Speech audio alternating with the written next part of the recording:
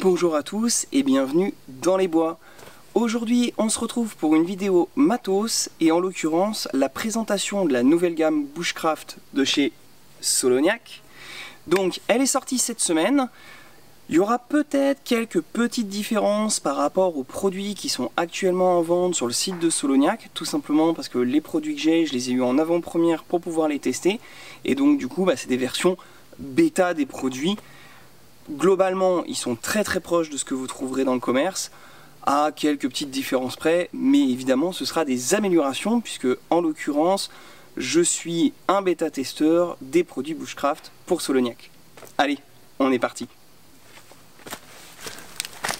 Allez, on commence tout de suite par le premier produit qui était extrêmement attendu.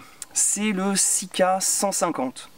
Donc le Sika 150, c'est tout simplement un couteau de camp qui vient en fait dans la lignée des Sika 100 et des Sika 130 qui avaient déjà été sortis chez Soloniac, mais qui vient corriger les petits défauts de jeunesse qu'on avait sur les produits précédents. Alors, la première critique qui avait été faite chez Soloniac, c'était notamment son acier 5CR15, qui était un acier inox relativement mou. Là, on est sur un acier D2. Donc acier D2, semi-inoxydable, avec des duretés HRC entre 58 et 60 en fonction du traitement thermique. Très bon compromis. Franchement, je pense qu'au niveau de l'acier, les gens ne seront pas déçus. Il y en avait quelques-uns qui avaient également trouvé que les manches faisaient un petit peu cheap, les plaquettes. Je suis assez d'accord, le plastique faisait pas très qualitatif. Là on est sur un manche en G10, donc c'est un classique dans le monde de la coutellerie, au niveau du manche il n'y a pas de souci. Au niveau de l'étui, les anciens étuis étaient en polyester, c'était du tissé. C'était pas mal, ça avait tendance quand même à s'user quand même relativement vite. La rétention était pas top, il y avait une pression et tout, c'était perfectible. Là ils sont partis directement sur un étui en Kydex, pareil, standard coutellerie. Et évidemment, vu que c'est un couteau de camp, ils sont également partis sur un Firesteel qui vient se mettre directement dans l'étui. Donc pour ce qui est des spécifications, 30 cm de long de longueur totale, 15 cm de lame, 460 grammes pour le poids, c'est non négligeable. Bon, ça reste un couteau de camp, hein. Le couteau fait 30 cm, donc 460 grammes, c'est pas non plus déconnant, surtout que l'épaisseur en fait de la lame, donc c'est un plat de semelle évidemment, l'épaisseur de la lame fait 4 mm, donc voilà, c'est quelque chose de relativement robuste. Honnêtement, je pense qu'on sera pas déçu au niveau du couteau. Personnellement, je l'ai testé depuis quelques mois. Moi, je le trouve franchement très bien. Le prix de vente actuellement du produit, il est à 65 €. Bon, après, c'est un produit Soloniac. Il y en a qui me diront que c'est un peu cher pour un couteau Soloniac, fabriqué en Chine. Hein. Disons que oui et non. Alors effectivement c'est fabriqué en Chine, après d'un point de vue qualité des matériaux, je pense que c'est difficilement diminuable ce prix, parce que bon, l'étui Kydex, le manche G10, l'acier D2, honnêtement je vois pas comment on peut descendre en dessous de 65 €, à part si vraiment c'est produit en très grosse quantité, mais bon le monde du Bushcraft c'est pas non plus ce qu'il y a de plus élevé au niveau de la volumétrie. Donc voilà, 65 €, le tarif, ça sera à vous de juger si vous considérez que c'est normal ou pas. Moi personnellement, franchement ce couteau il me satisfait, je le trouve pas mal.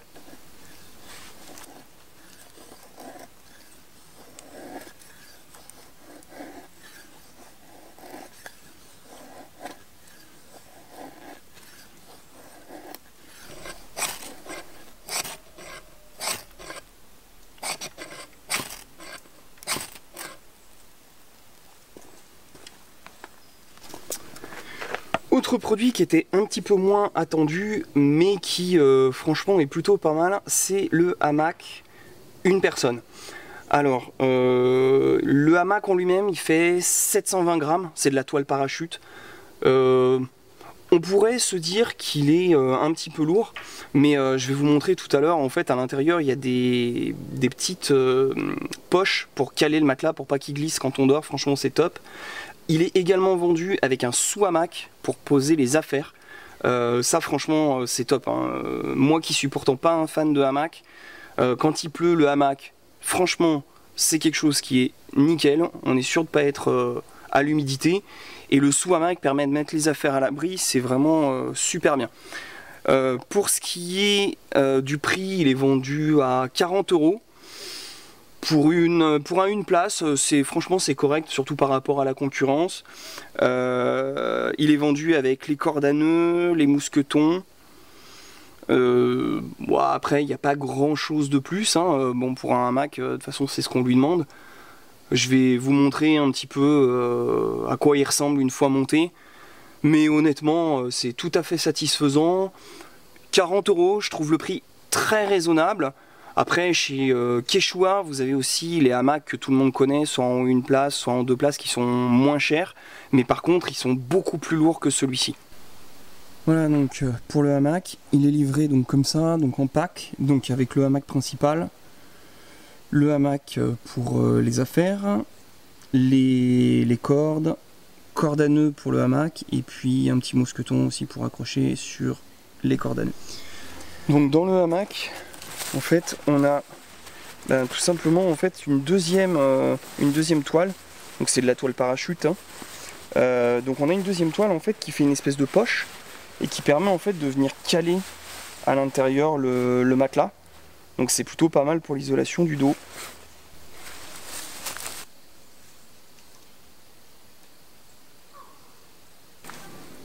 Pour la suite de la gamme, on est donc sur, c'est marqué dessus, le tarp Solognac. Alors, franchement, celui-ci je vous l'ai déjà présenté lorsque j'avais bivouaqué avec Fifi, pour que il vous fasse quelques montages, etc., et qu'il vous dise ce qu'il en pensait en toute objectivité. Donc ce tarp, alors c'est pas tout à fait un 3x3, c'est un 2,97 m par 2,85 m. Il fait 815 grammes, sachant que sur ces 815 grammes, attention, il est vendu sans sardines, sans fêtière, sans rien. Donc en fait il est vendu vraiment nu au niveau du tarp. Alors bon, les sardines on les fait en bois, la fêtière on a toujours un bout de paracorde sur nous, c'est pas trop le problème. Il est vendu à 40 €, ce qui globalement sur le marché fait un des 3x3, on va dire dans les moins chers. Bon, il y en a d'autres, hein. Il y a d'autres marques, il y a Ares, etc., qui font des tarps 3x3 dans des prix comparables. Honnêtement, moi je l'ai testé en rando voac, j'en étais très satisfait. Il y a 21 points de fixation. Honnêtement, 21 points de fixation, même le DD Hammock il en a pas autant. Donc plutôt pas mal. Par contre, si on compare au DD Hammock qui est une des références du marché, le DD Hammock c'est un vrai 3x3 déjà. Et au niveau des points de fixation du DD Hammock, les points de fixation sont symétriques. Du coup, au niveau des montages, on fait plus facilement des montages avec le DD Hammock qu'avec le Solognac.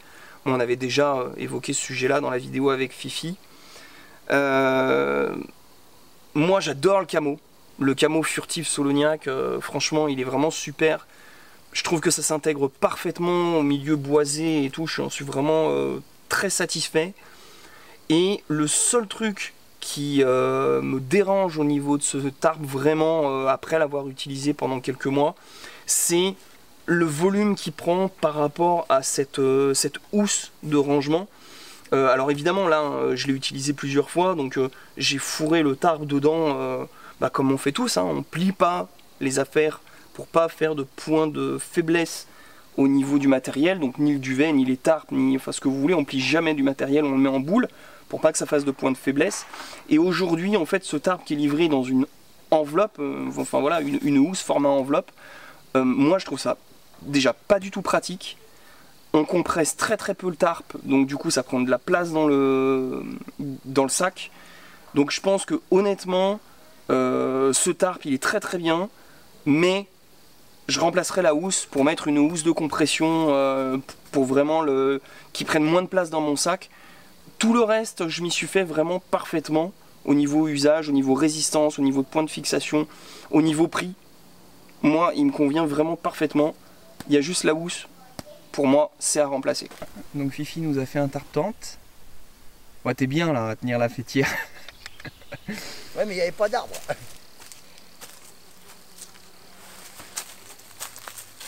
Coucou. Allez, un dernier produit donc qui sort dans la gamme Bushcraft, c'est la moustiquaire. Donc la moustiquaire, en fait, elle est faite pour se mettre par-dessus le hamac. Donc encore une fois, je vous montrerai au niveau du montage. Au niveau du poids, elle fait 300 grammes. Alors ça peut paraître beaucoup pour une moustiquaire, mais en fait, en termes de dimension, elle fait 2,80 m par 1,70 m. C'est juste gigantesque. En fait, grosso modo, quand on la monte, on peut mettre le mini hamac, le hamac et la moustiquaire par-dessus, ça englobe tout. Donc il y a vraiment beaucoup de place.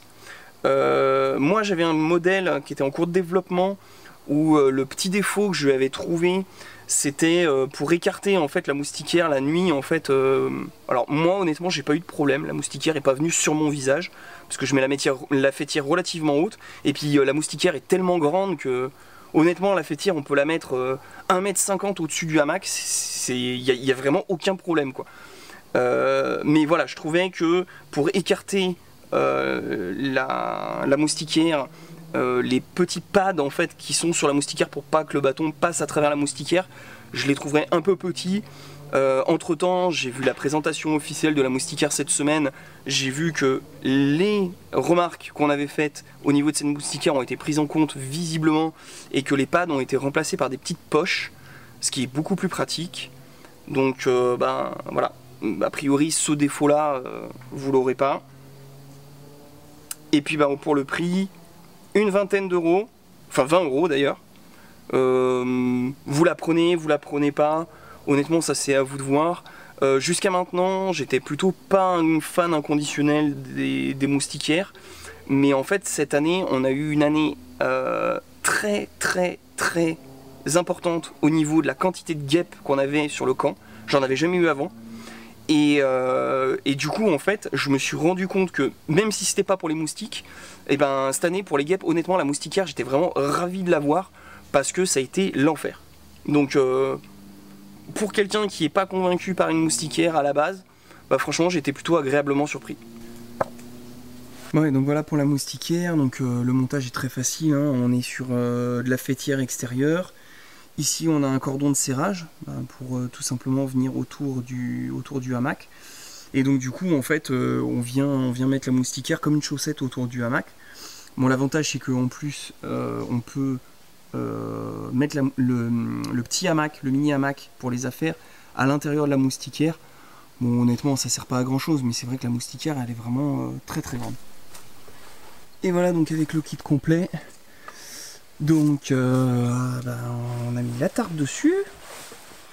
Je l'ai mis en fait directement sur la fêtière qui m'a servi à mettre la moustiquaire. Bon, on peut évidemment tirer une deuxième fêtière hein, si on veut vraiment un abri beaucoup plus ouvert. Donc là j'ai volontairement choisi de mettre beaucoup plus long de ce côté là que ici. Bon après vous faites comme vous voulez, hein, les montages vous improvisez. Mais voilà, le setup complet est plutôt pas mal, hein. On arrive à avoir un couchage plutôt bien. Bon voilà, comme vous l'aurez constaté, il ne s'agit pas du tout d'un rétex au niveau du matériel Soloniac, tout simplement parce que je ne l'ai pas testé suffisamment longtemps. Bon, clairement, avant de vous en parler, j'ai eu l'occasion de le tester, que ce soit pour le hamac, la moustiquaire, le tarp, le couteau. Moi, honnêtement, j'ai été relativement séduit par ces produits. J'ai eu un œil très critique dessus, puisque de toute façon, le but pour moi, c'était de leur trouver des défauts afin de remonter ça au personnel de chez Soloniac et aux développeurs de chez Soloniac, afin qu'ils corrigent ces défauts au moment de la sortie. Franchement, je préfère vous laisser vous-même vous faire votre avis sur ces produits. Personnellement, ce qui me plaît dans les produits Soloniac, c'est qu'on va avoir des produits qui sont d'une qualité honnêtement très acceptable. Bien évidemment, on est en dessous des très grandes marques, mais par contre, au niveau budget, je pense que c'est un rapport qualité-prix qui est pas loin d'être imbattable. En tout cas, moi j'espère que cette gamme vous plaira et que cette vidéo vous aura plu. Et puis moi je vous souhaite tout simplement de vous éclater dans la verte et à bientôt. Ciao.